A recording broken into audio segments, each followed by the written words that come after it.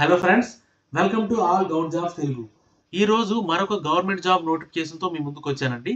ఎక్కడి నుంచి అంటే సిఎస్ఐఆర్ అండి, council of scientific and industrial research institute నుంచి మనకు ఒక నోటిఫికేషన్ రిలీజ్ అయింది. యాక్చువల్గా ఈ సిఎస్ఐఆర్ ఎక్కడో విన్నట్టు ఉంది కదా. మనకి రీసెంట్గానే లాస్ట్ 1 మంత్లో అంటే యాక్చువల్గా ఈ లాస్ట్ 1 మంత్లో ఆల్మోస్ట్ 7 ఇన్స్టిట్యూట్స్ సిఎస్ఐఆర్ 7 ఇన్స్టిట్యూట్స్ నుంచి మనకు నోటిఫికేషన్స్ రిలీజ్ అయ్యాయి అనమాట. కొన్ని లాస్ట్ డేట్ క్లోజ్ అయిపోయి ఇంకా రన్నింగ్లోనే ఉన్నాయి, మీరు అప్లై చేయొచ్చు.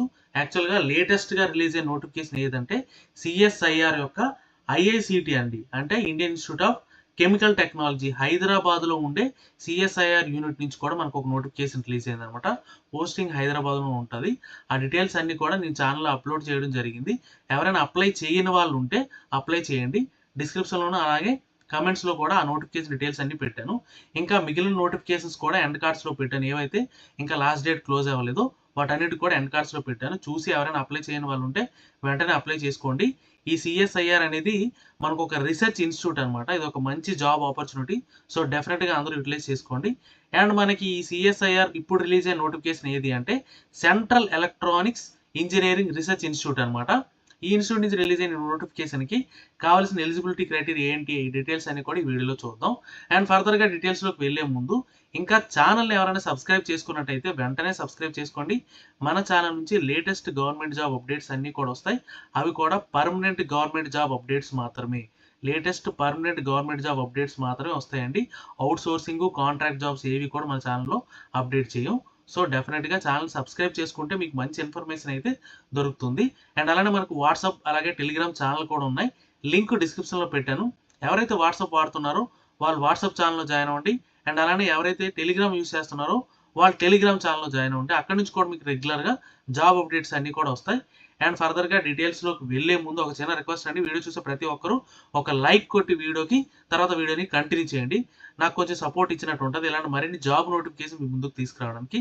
అండ్ ఫర్దర్గా డీటెయిల్స్లోకి వెళ్తే ఇది CSIR central electronic engineering research institute యొక్క అఫీషియల్ వెబ్సైట్ అనమాట. ఈ వెబ్సైట్ లింక్ నేను డిస్క్రిప్షన్లో పెట్టాను. దాన్ని క్లిక్ చేస్తే మీరు డైరెక్ట్గా ఈ పేజ్లోకి వచ్చేయచ్చు. అండ్ ఇక్కడికి వచ్చిన తర్వాత అడ్వర్టైజ్మెంట్ నెంబర్ ఉంది కదా 1/2025 అని, దానిపై క్లిక్ చేస్తే మీకు అడ్వర్టైజ్మెంట్ డౌన్లోడ్ అవుతుంది. అండ్ ఇక్కడ చూసుకుంటే మీకు ఇదిగోండి ఈ సిఎస్ఐఆర్ డీటెయిల్స్ అని కూడా ఇచ్చాడు. Central electronic engineering research institute. యాక్చువల్గా అడ్వర్టైజ్మెంట్ నెంబర్ కూడా ఇచ్చాడు 01/2025.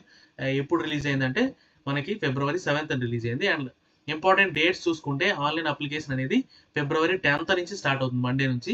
అండ్ అలానే లాస్ట్ డేట్ చూసుకుంటే మీకు March 12th అనమాట. ఈ లోపు మీరు అప్లై చేసుకోవాలన్నమాట. ఓకే. అండ్ ఫర్దర్గా చూసుకుంటే ఈ council of scientific and industrial research ఏంటి యాక్టివిటీ అనేది ఇచ్చాడు ఇక్కడ. It undertakes multi disciplinary R&D activities and projects in the area of electronics ఫీల్డ్లో R&D యాక్టివిటీస్ అన్ని కూడా చేస్తుంది అనమాట ఇన్స్టిట్యూట్ అనేది. యాక్చువల్గా ఇన్స్టిట్యూట్ ఎక్కడ ఉంది అంటే మీకు పిలాని రాజస్థాన్లో ఉంది. అండ్ దీని ఎయిడెడ్ ఇన్స్టిట్యూట్స్ కూడా ఉన్నాయి. ఎక్కడెక్కడ అంటే చూసారా, చెన్నై ఒకటి, జైపూర్ ఒకటి. సో ఇప్పుడు మీకు పోస్టింగ్ ఎక్కడొచ్చినా ఫ్యూచర్లో మీరు ట్రాన్స్ఫర్ పెట్టుకొని అక్కడికి వచ్చే ఛాన్స్ కూడా ఉంటుంది. సో డెఫినెట్గా అవకాశాన్ని యూటిలైజ్ చేసుకోండి. అండ్ దీని నుంచి ఏ పొజిషన్ వేకెన్సీస్ రిలీజ్ అయ్యాయి అంటే ఇదిగోండి ఇక్కడ క్లియర్గా ఇచ్చాడు. జూనియర్ సెక్రటేరియట్ అసిస్టెంట్ ఒకటి, అలానే ఇంకోటి జూనియర్ స్టెనోగ్రాఫర్ ఒకటి. దీనికి కావాల్సిన ఎలిజిబిలిటీ క్రైటీరియా అంతా కూడా ఇక్కడ చూద్దాం.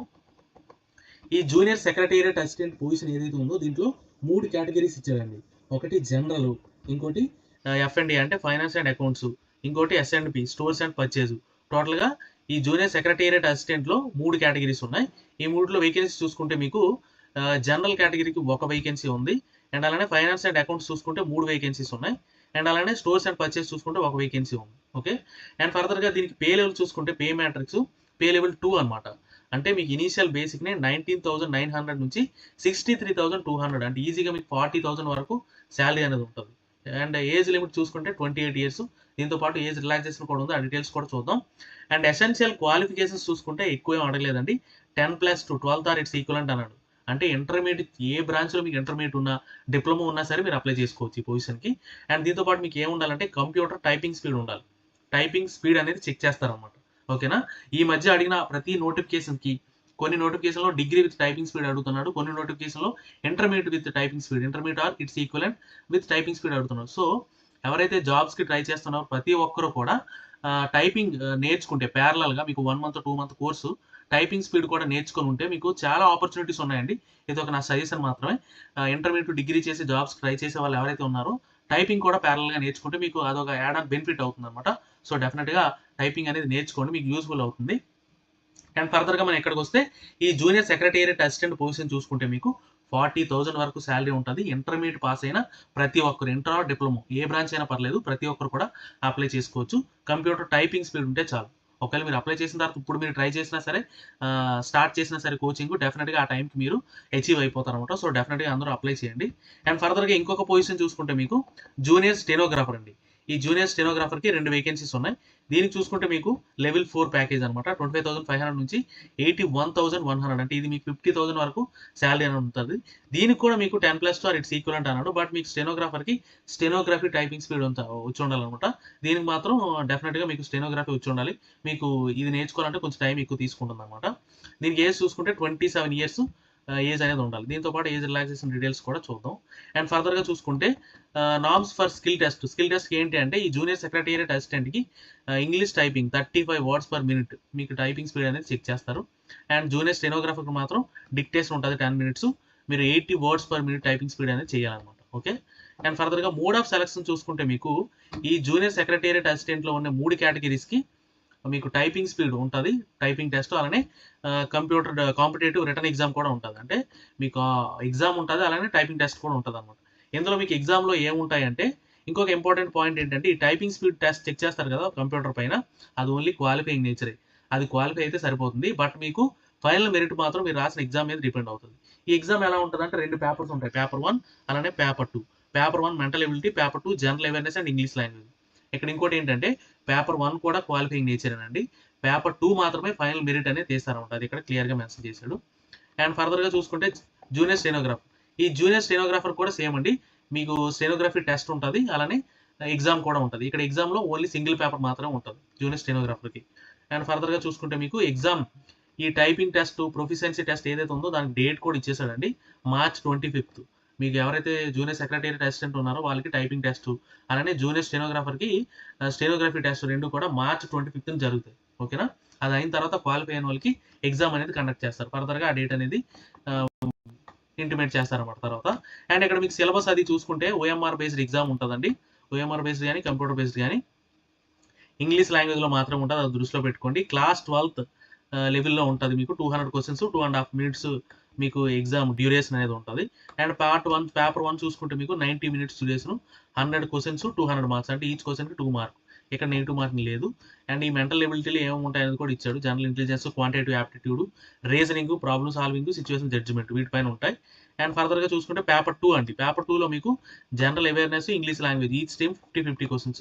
ఇక్కడ ఈచ్ క్వశ్చన్కి మీకు 3 mark అవార్డ్ చేస్తారు రైట్ ఆన్సర్కి. రాంగ్ ఆన్సర్కి ఇక్కడ నెగిటివ్ మార్కింగ్ ఉంది. పేపర్ 1లో నెగిటివ్ మార్కింగ్ లేదు, బట్ పేపర్ 2లో నెగిటివ్ మార్కింగ్ ఉంది. ఓకేనా. అండ్ ఇంకొకటి జూనియర్ స్టెనోగ్రాఫర్ అయిపోయింది కదా, జూనియర్ సెక్రటేరియట్ అసిస్టెంట్ అయిపోయింది కదా, జూనియర్ స్టెనోగ్రాఫర్ చూసుకుంటే దీనికి కూడా సేమ్ OMR కానీ కంప్యూటర్ బేస్డ్ ఎగ్జామ్ కానీ ఉంటుంది. ఇది కూడా ఇంగ్లీష్లోనే ఉంటుంది. ఇది కూడా 10+2 లెవెలే. And 200 marks 2 hours duration. ఓకేనా. ఇక్కడ ఓన్లీ సింగిల్ పేపర్ అని చెప్పుకున్నాం కదా, దీంట్లో 3 స్ట్రీమ్స్ ఇచ్చాడు. General intelligence and reasoning, general awareness 50 questions, and English language comprehension 100 questions. ఓకేనా. మ్యాక్సిమం మార్క్స్ కూడా సేమ్. ఈచ్ రైట్ ఆన్సర్కి 1 mark, రాంగ్ ఆన్సర్కి 0.25 mark అనేది డిడక్ట్ చేస్తారు, అంటే నెగిటివ్ మార్కింగ్ కూడా ఉందన్నమాట. ఫర్దర్గా బెనిఫిట్స్ అండర్ కౌన్సిల్, ఇదంతా కూడా సెలెక్ట్ అయిన వాళ్ళకి ఏమి ఇస్తాడంటే ఇది ప్యూర్లీ సెంట్రల్ గవర్నమెంట్ జాబ్ కాబట్టి మీకు అన్ని బెనిఫిట్స్ ఉంటాయి. Dearness allowance, house rent allowance, transport allowance, అలాగే మీకు మెడికల్ బెనిఫిట్స్ ఉంటాయి. మీకు, మీ చిల్డ్రన్స్కి, మీ డిపెండెంట్స్ అందరికీ కూడా ఇది ఒక మంచి జాబ్ ఆపర్చునిటీ అనమాట. సో అందరూ యూటిలైజ్ చేసుకోండి. అండ్ ఫర్దర్గా చూసుకుంటే జనరల్ ఇన్ఫర్మేషన్ అనమాట. ఇక్కడ ఎలా అప్లై చేయాలి, ఏంటి డీటెయిల్స్ అని కూడా ఇచ్చాడు. ఇంకా క్రూషియల్ డేట్ అనమాట, మీ ఎలిజిబిలిటీ క్రైటీరియాకి March 12th లాస్ట్ డేట్ ఏదైతే ఉందో అది క్రూషియల్ డేట్. ఓకే. అండ్ ఫర్దర్గా చూసుకుంటే ఏజ్ రిలాక్సేషన్ ఆల్రెడీ చెప్పుకున్నాం కదా, ఏజ్ 27 ఒకదానికి, 28 ఒకదానికి. దాంతోపాటు SC STకి 5 years, OBCకి 3 years అనేది రిలాక్సేషన్ ఉంది. అండ్ అలానే ఇంకోటి చూసుకుంటే మీకు PWD క్యాండిడేట్స్ కూడా PWD జనరల్ అయితే 10 years, అండ్ అలానే OBC అయితే 13 years, SC ST అయితే 15 years మీకు రిలాక్సేషన్ అనేది ఉంటుంది అనమాట. ఓకే. అండ్ ఎలా అప్లై చేయాలంటే ఆల్రెడీ వెబ్సైట్ నుంచి వచ్చాము ఇక్కడికి. ఆ వెబ్సైట్లో అప్లికేషన్ లింక్ ప్రాసెస్ కూడా ఉంటుంది, అక్కడికి వెళ్ళి మీరు క్లిక్ చేసి అప్లై చేయొచ్చు. అండ్ అప్లికేషన్ ఫీజు విషయానికి వస్తే 500 rupees ఆన్లైన్లో పే చేయాలి ఈచ్ పోస్ట్కి. ఓకేనా. మీరు 2 పోస్టులకి అప్లై చేయాలంటే 2 సార్లు పే చేయాలన్నమాట. ఇదిగోండి ఈ డీటెయిల్స్ అన్ని కూడా ఇచ్చాడు. 500 rupees ఆన్లైన్లో పే చేయాలి. అండ్ మీకు ఎగ్జామ్స్ అని కూడా ఉంది ఎవరెవరికి అంటే SC ST, PWD, women's and other gender, అలానే CSR ఎంప్లాయీస్కి, ఎక్స్ సర్వీస్ మెన్కి ఎగ్జామ్స్ అనేది ఉంది. మిగిలిన వాళ్ళందరూ కూడా 500 rupees ఆన్లైన్లో పే చేయాలి. ఓకే. అండ్ అలానే వచ్చిన తర్వాత ప్రింట్అవుట్ తీసి మీ దగ్గర సేవ్ చేసి పెట్టుకోవాలి printout. And no hard copy ఏం పంపించాల్సిన అవసరం లేదు. అండ్ ఏ డాక్యుమెంట్స్ మీరు ఆన్లైన్లో అప్లోడ్ చేయాలనేది కూడా ఇక్కడ క్లియర్గా మెన్షన్ చేశాడు. అండ్ ఇదిగోండి no hard copy application or any document is required to send. ఏవి పంపించాల్సిన అవసరం లేదు. ఇవన్నీ డీటెయిల్స్. వీడియో నచ్చితే లైక్ చేయండి, మీ ఫ్రెండ్స్కి షేర్ చేయండి, ఛానల్ని సబ్స్క్రైబ్ చేయడం మర్చిపోకండి. Thank you so much.